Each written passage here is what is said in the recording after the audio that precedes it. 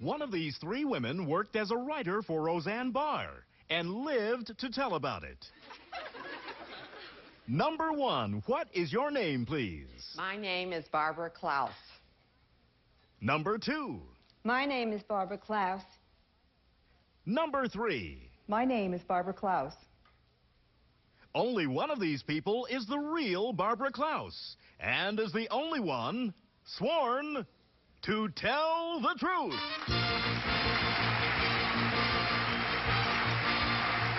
Now, let's meet our panel. Actor and raconteur, Orson Bean. Co-star of Head of the Class, Christine Hart. Film and television producer, David Niven, Jr. And to tell the truth's very own Kitty Carlisle. Here's the host of To Tell the Truth, Lynn Swann.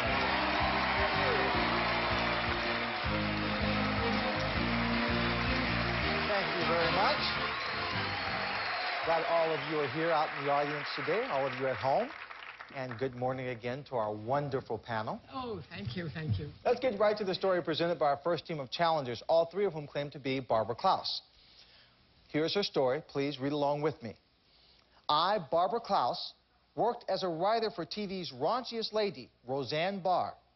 I wrote a newspaper humor column, and one day I got a message from the executive producer of the Roseanne show and that he had called. I said, sure, and I'm Imelda Marcos. But I called back anyway. Within 2 weeks, I found myself sitting at a typewriter in Hollywood. I was employed on one of the top-rated shows in the country, even though I'd never worked in television before. 3 days later, when I was in a writer's meeting, Roseanne came in and threatened to get rid of all of us. Over the next few months, my writing partner was fired. Roseanne didn't show up for work. Her fiancé, Tom Arnold, checked into drug rehab, and constant rumors of heads rolling led to a state of chaos on the show. When my contract was up, I was greatly relieved. But now, I'm glad to be back writing my newspaper column. Signed, Barbara Klaus.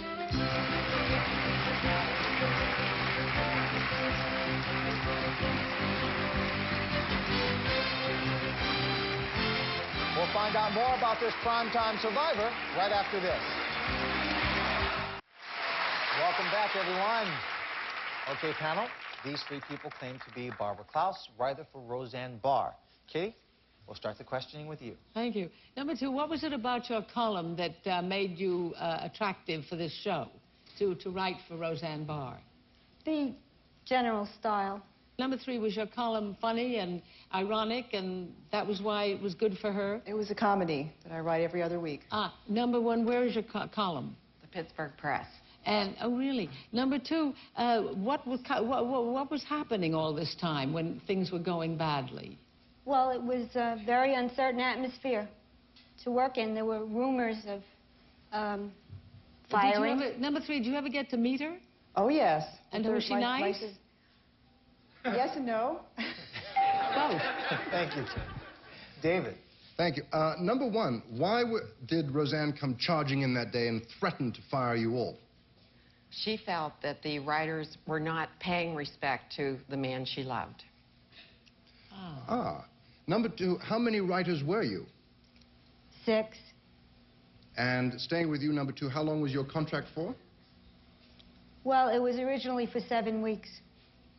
I see. And number three, how many shows did you write in those 7 weeks? Actually, I was working on one. Okay, number one, why did you have a big fight with Roseanne?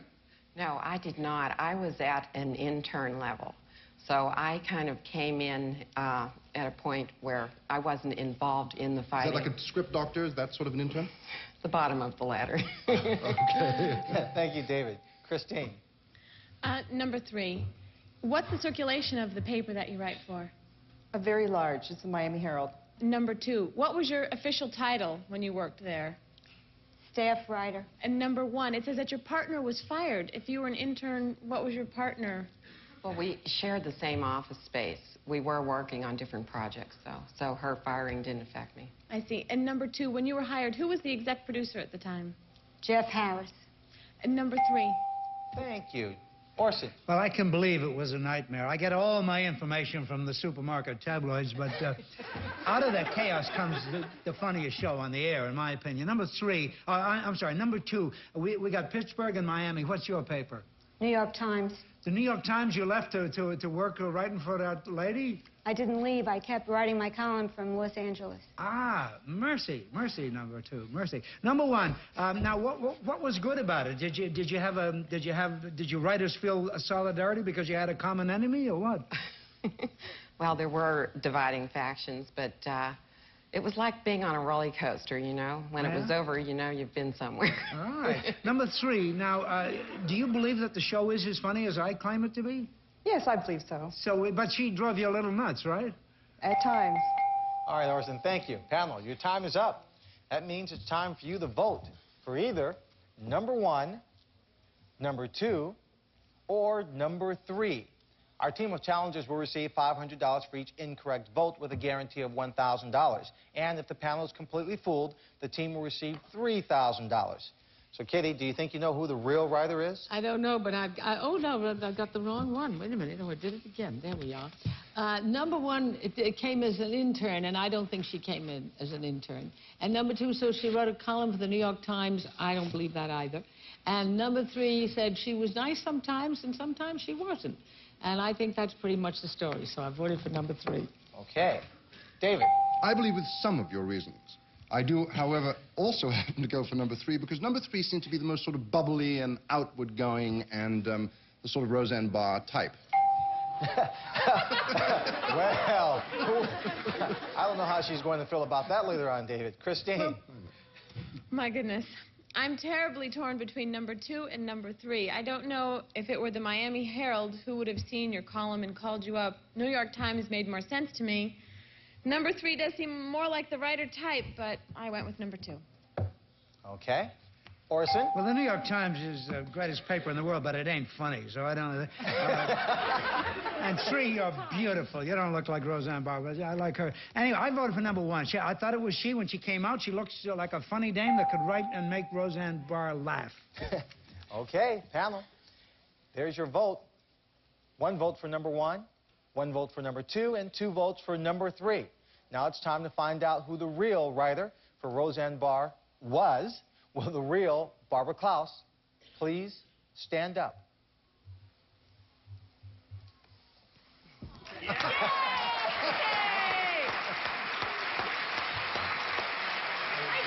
New York Times is funnier than you think. What column do you write in there? Called Long Island Sound, and it appears in the Long Island section of the New York Times. Well, Long Island is funny. I forgot about that. Barbara, what would you do if you were offered another job in Hollywood to write? I'd go back in a minute, but then again, I also enjoy sticking my head in the oven once in a while. Okay, well, let's find out who your imposters are and what they really do. Number one. Lynn, I'm Sally Schaub, and I'm a manicurist for Mavala, a nail treatment line. Wonderful. Number three. My name is Dee Lucky, and I am a headhunter for S.R. Clark. Terrific. If you're looking for a job, call it. Listen, there were 3 incorrect votes, and at $500 a vote, your team will receive $1,500. Absolutely terrific. Thank you for being here and playing on To Tell the Truth. We'll be back with a tea taster who's brewing up success right after this. We are back on To Tell the Truth, and it's tea time. You all know Burton Richardson, don't you? Yes, Burton will be serving tea while we meet our next team of challengers. Burton, if you would.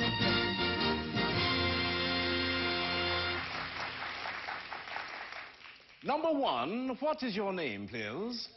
My name is William Barclay Hall. Number two. My name is William Barclay Hall. Number three. My name is William Barclay Hall. And of course, panel, it is up to you to discover who the real William Barclay Hall is. Please, this is a story. Read along with me as I read his affidavit. I, William Barclay Hall, produce the only tea grown in America. As a professional tea taster, trained in England, I've traveled the globe sipping the world's finest teas. But now, I don't have to go to India or Ceylon because at the Charleston tea plantation, I'm brewing up an American success story. The panel has been served an orange pekoe blend with a mellow and mild flavor like an exceptionally good Ceylon tea. It's called American Classic. But one of the biggest obstacles I faced in producing tea in the United States was labor costs. Plantation workers overseas make only $5 a week. But we couldn't find anyone in South Carolina who would work for those wages. That's why we have a mechanical harvester, and now American Classic is the tea served at the White House. Signed, William Barclay Hall.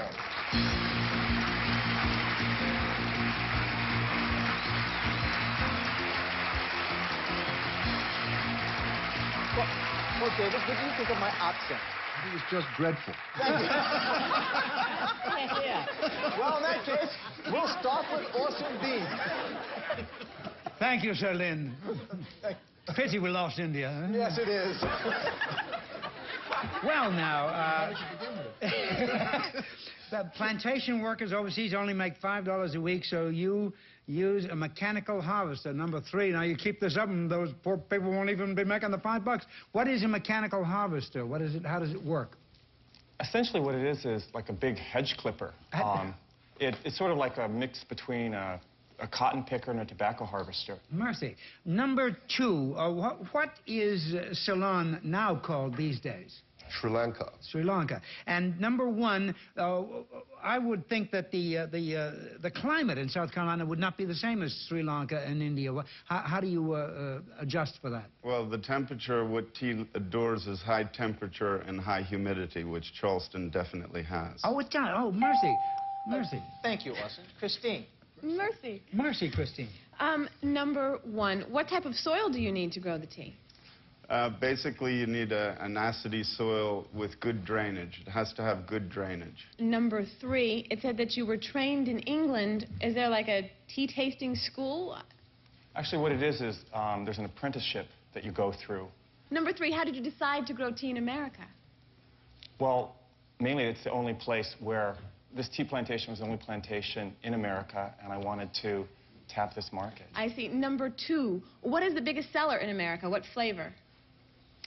It varies between the blacks and the greens. The pekoe is extremely popular. And then again, the breakfast teas are. Christine, thank you ever so much. Oh, you're quite welcome. Lord David. Are you a lord yet? Well, anything you like. Or Queen, if you like. You can call me anything you like. Queen David. All right. Now, number 1, why did you decide to get into this business? Well, I'm a third-generation tea taster in my family. Staying with that, what did your father do as a tea taster? He was with Tetley Tea in England and then moved to Canada. I see. And number 2, what is this harvester called that you use? Mechanical harvester. There's no make, it's just called a mechanical harvester. No, it's something that was sort of put together specifically for us. I see. And David, thank you. Look. Kitty, how is your tea? Oh, it's delicious. I love it. I love it. How does it compare in price to average English teas? It's actually, vis-a-vis English teas in America, it's a little less expensive, but certainly of better quality. Number 2, when did you invent the harvester? No, it was done by a company of engineers. And number 1, your family of tea tasters, that was their profession for 3 generations? Yes, that's right. And they didn't live in India? No, well, actually, they've all been English. My grandfather, my father, and of course myself. And number 3, was this plantation already there? Did I hear you say you bought it? Yes. You didn't plant it? No. No. And number 2, why is it only grown in Charleston? Why can't it be grown, tea can't be grown all over America? Well, nobody has really tried to exploit it that much. Thank you. Thank you very much. Time up, panel. Time for you to vote for, with my lousy accent, number 1, number 2, or number 3. Orson, do you have a selection? I do. I have several selections. Well, you only get to make 1. Funny how it works out. No, I voted for number 1. I think it could be any of them. Number 2, it looks too much like it. 1 doesn't look enough like it. So I should have voted for 3, I swear. I voted for 1. Okay. I didn't know you could make a living tasting tea. Christine. I was very torn between 1 and 2. I think to really grow tea and harvest tea, I think it would have to be a combination businessman and farmer, so I went with number 1. Okay. David. Well, I was going to vote for number 2, but I figured that number 2 was probably a stooge that was put here to fool me, so I didn't. And therefore... He looked too English to you, yes? Much too English. And so I thought that number 3 came up with a number of very good reasons as to why that was the right part of the world to grow tea in. Kitty. Well, I think number 1 invented that whole story about his family. There's no such thing as 3 generations of tea tasters. And number 2, I agree with you. He looks very, he looks terribly British. He was there to put us off. And I think number 3 is right. The plantation was there, he bought it, he found that perhaps he had a monopoly, and good luck. Okay. The vote's all in. Number 1, you have 2 votes. Number 2, you are just too British, as the panel said. You didn't receive a vote. And number 3, you have 2 votes. Now, let's find out who the real Mr. T is. Will the real William Barclay Hall please stand up?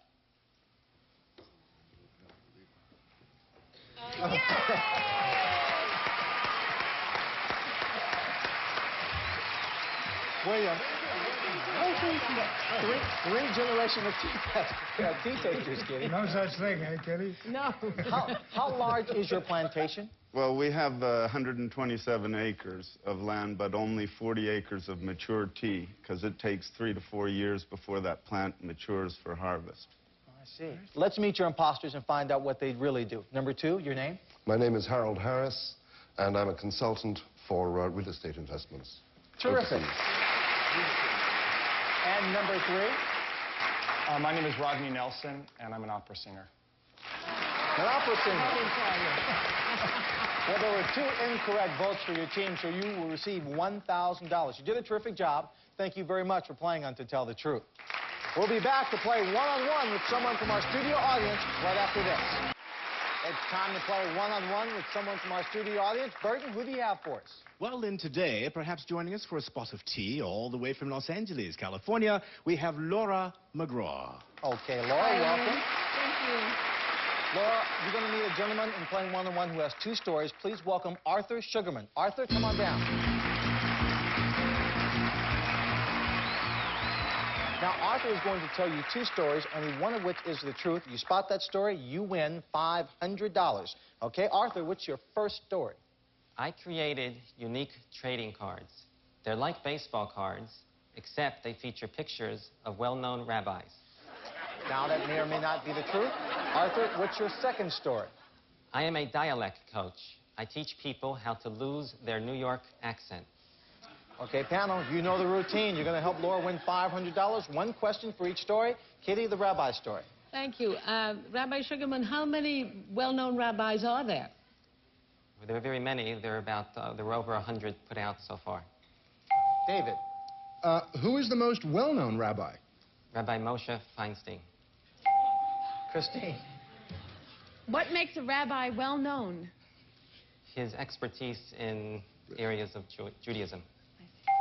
Orson. If I knew I could have been collecting trading cards of rabbis, my life would have been...